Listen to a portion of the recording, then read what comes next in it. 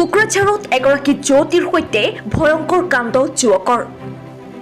ফেচবুকত চিনাকি হোৱাৰ পিছত প্ৰেম, তাৰ পিছত বিবাহ, তাৰ পিছত বিক্ৰীৰ প্ৰচেষ্টা। ইয়াৰ পিছতেই হাৰিয়ানাত নি বিক্ৰীৰ প্ৰচেষ্টা যুৱতীক। কোকৰাঝাৰৰ দামোদৰপুৰৰ এগৰাকী বৰ্মন উপাধিৰ যুৱতীৰ সৈতে প্ৰথমে ফেচবুকত চিনাকি হৈছিল ধুবুৰী জিলাৰ চাপৰ শালকোচাৰ বামুণপাৰাৰ বলদেৱ বৰ্মন।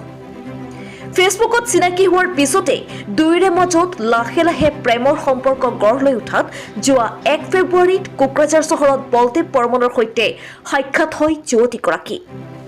পিছত বলদেৱ বৰ্মন নামৰ যুৱকজনে যুৱতীগৰাকীক বিয়া কৰাম বুলি নি ভাড়াঘৰত ৰাখে। ভাড়াঘৰত ৩-৪ দিন ৰাখি বলদেৱ বৰ্মনে অসৎ চৰিতাৰ্থ কৰাৰ পিছত যোৱা 10 ফেব্ৰুৱাৰীত মহামায়া মন্দিৰলৈ নি যুৱতীগৰাকীৰ শিৰত সেন্দুৰ পিন্ধাই বলদেৱ বৰ্মনে। ইয়াৰ পিছত যুৱতীগৰাকীক উচ্চতৰত ৰাখি যোৱা 20 ফেব্ৰুৱাৰীত বলদেৱ বৰ্মনে হাৰিয়ানালৈ লৈ যায়। পিছত যুৱতীগৰাকীক যমুনানগৰত ভাড়াঘৰত ৰাখি অত্যাচাৰ আৰম্ভ কৰে বলদেৱ বৰ্মনে।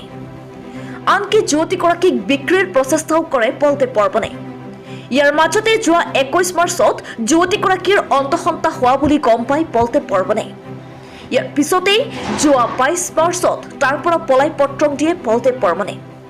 উপায়হীন হৈ যুৱতীগৰাকী তাতে আবদ্ধ হৈ পৰে। যুৱতীগৰাকীয়ে অভিযোগ কৰা মতে হাতত থকা প্ৰায় 1.5 লাখ টকাও হস্তগত কৰে বলদেৱ বৰ্মনে।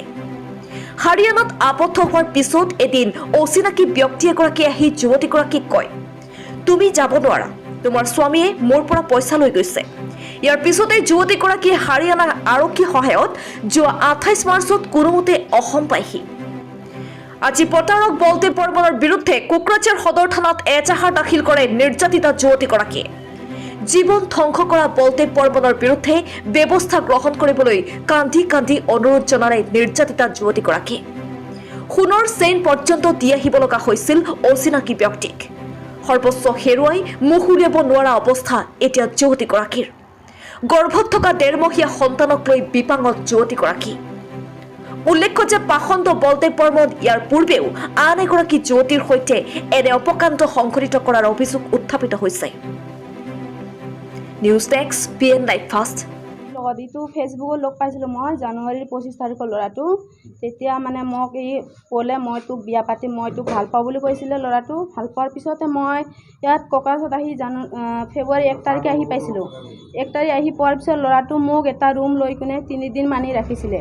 ৰখাৰ পিছতে সি মোক বিয়া পাতিম কৈ কিনে ৰাখিছিলে। ৰখাৰ পিছত এইটো ফেব্ৰুৱাৰী 10 তাৰিখে মন্দিৰত লৈ গৈছে। মন্দিৰত লৈ যাই পিনে ল'ৰাটো মোক মহামায়া মন্দিৰত লৈ গৈছে। লৈ যাই পিনে এইটো মন্দিৰৰ সিন্দুৰটো মোৰ কপালত পিন্ধাই দিছে। পিন্ধাই দিয়াৰ পিছত ল'ৰাটো মোক ইয়াত আৰু ৰাখি থৈ যাই পিনে 20 তাৰিখৰ দিনা ফেব্ৰুৱাৰী 20 তাৰিখৰ দিনা মোক চব মোৰ লগত পলাই যাবি বুলি কৈ লৈ যাই পিনে দিল্লীত লৈ যাই পিনে হাৰিয়ানাত লৈ গৈছে। হাৰিয়ানাত তাৰ এটা আংকেল আছে, পানীপতত থাকে, সঞ্জয় বৰ্মন বুলি কয়। সেই ল'ৰাটো তাতে লৈ যাই পিনে তাতে ৰাখিছিলে।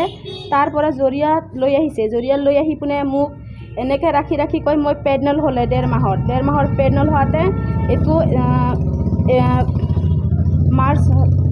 মাৰ্চৰ 21 তাৰিখে ল'ৰাটো গম পালে মই প্ৰেগনেণ্ট হয় বুলি। তাৰপিছত মাৰ্চৰ 22 তাৰিখে ল'ৰাটো মোক এৰি পলালে। বেলেগৰ পৰা পইচা লৈ পলাইছিলে।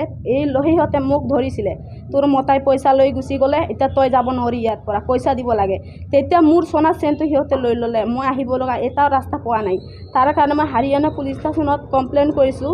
সিহঁতৰ সহায়তে মই কেনেকৈ ইয়াত অসমত আহি পাইছোঁ। ল'ৰাটো মোক মিছা সপোন দেখাই পিনে মই বহুত মাৰিছিলে। ল'ৰাটো বহুত মাৰিছিলেও মোক ৰাতিকে ডেইলি বহুত মাৰিছিলে ল'ৰাটো। আৰু মোৰ যিমান পইচা আছে চব খাই দিলে ল'ৰাটো। এটাও নাই মোৰ হাতত এতিয়া। মোৰতো এতিয়া একাউণ্টত 1.5 লাখ টকা আছিলে। নাজানো ল'ৰা কিমান ইউজ কৰিলে। মোৰ গুগল পে চব ডিলিট কৰিলে, মোৰ মোবাইলটো ফৰ্মেট কৰিলে, বহুত বেয়া কৈছে। মোক ঘৰৰ লগত কানেক্ট কৰিব দিয়া নাই, কথা পাতিব দিয়া নাই। সিহঁতৰ ঘৰৰ মানুহ মোক বহুত বেয়াকৈ গালি দিছে ফোন কৰি। মই নাজানো এইটো কি কৰিলে, মোৰ লাইফটো চেছ কৰি দিলে ল'ৰাটো। এতিয়া তাতে মোক বিক্ৰী কৰাৰ নিচিনা হৈ গৈছে। এতিয়া ল'ৰাটো কাৰ পৰা পইচা লৈ আহিছে মই নাজানে। মোৰ চব লৈ ল'লে, সোণা ৰুমত যিমান বস্তু চব ল'লে। মোক তাৰ পৰা আহিব দিয়েই নাই সিহঁতে। কৈছে তই পইচা দিলে যাব পাবি, নিদিলে নাপাবি। এইটো মোক বিক্ৰী কৰি থৈ আহিলে চাগে। এতিয়া সকলোৱেতো এইটোৱে কৈছে তোক বিক্ৰী কৰি থৈ গৈছে ইয়াত, তই এটা পইচা নিদিলে তই ইয়াৰ পৰা যাব নোৱাৰিবি। ৰুম মালিকক ৰুম ভাড়া দিয়া নাই 1.5 মাহৰ পিছত। আৰু ইয়াত যিমানটো মোৰ পইচা আছিলে চব ইউজ কৰিলে। এটকাও নাই মোৰ হাতত এতিয়া। মই কেনেকৈ ল'ৰাটো এইটো শালকোচা বামুণপাৰাৰ হয়। এইটো বুঢ়া বুঢ়ী মন্দিৰৰ গেটৰ ওচৰতে সিহঁতৰ ঘৰ হয়। কি নাম? ল'ৰাটোৰ বলদেৱ বৰ্মন। তোমাক ঘৰত লৈ যোৱা নাছিলে? ঘৰত লৈ যোৱা নাছিলে, ঘৰত লৈ যাম বুলি কৈছিলে, লৈ যোৱা নাছিলে। এফআইআৰ দিয়া হৈছে আজি আজি থানাত এফআইআৰ কেছ কৰি দিয়া হৈছে, এফআইআৰ হৈ গৈছে কেছটো। কি দাবী কৰিব? এতিয়া ল'ৰাটোক দাবী শাস্তি লাগে, মোৰ কাৰণে শাস্তি লাগে। মোৰ লাইফটো চেঞ্জ কৰি দিছে, মোৰ মুখ দেখাব জেগা নাই, মই ঘৰত থাকিব জেগা পোৱা নাই, মোৰ থাকিবলৈ এটা জেগাতো জেগা নাই। মই ক'ত যাম, কি কৰিম? মোৰ পেটত বাচ্চা আছে তো, মই কি কৰি খাম এতিয়া? মোৰ লাইফটো চেঞ্জ কৰি দিলে, তাৰ বিনিময়ত তাক শাস্তি লাগে। মই বহুত কষ্ট পাই আছোঁ, মই খাবলৈ ভালকৈ শান্তি পোৱা নাই। সি পলাই ক'ত আছে মই নাজানো, মোক ইমান কষ্ট পাই আছে, ইমান কষ্ট পাইছোঁ মই। ঘৰৰ পৰা জেগা দিয়ে নাই মোক থাকিবৰ কাৰণে, মই ক'ত যাব এতিয়া হাত ওলাই? মোৰ পোৱাটো 1 টকা নাই, মেডিকেল কৰিবৰ কাৰণে পইচা নাই, 1 টকা খাবৰ কাৰণে। কিমান কষ্ট খাইছে মই, গাঁৱে মোক জেগা নিদিয়ে। কেনেকৈ লগ পাইছিলা ল'ৰাটোকতো মই ফেচবুকৰ থ্ৰুপে লগ পাইছোঁ। এইটো মোক বিয়া পাতিম কৈ পিনে মোক এইটো ইমান ব্লেকমেইল কৰিলে, বহুত ব্লেকমেইল কৰিছে ল'ৰাটো মোক। কেতিয়া লগ পাইছিলা? মইতো তাৰ ল'ৰাটোক জানুৱাৰীৰ 25 তাৰিখে লগ পাইছিলে। পিছত এইটো ফেব্ৰুৱাৰী 1 তাৰিখে মই ফেচ টু ফেচ লগ পাইছিলোঁ ল'ৰাটোক। যেতিয়া মই ল'ৰাটোক লগ পাইছিলোঁ, ল'ৰাটো মোক ঘৰত যাব দিয়া নাই, আটকা ইয়াতে ৰুম লৈ ইয়াতে আছিলে কোকৰাঝাৰত। মোৰ ঘৰত কোনেও নাই, মোৰ মা আছে, মোৰ এটা বাইদেউ আছে, এইটো বিয়া হৈছে, মই আছোঁ।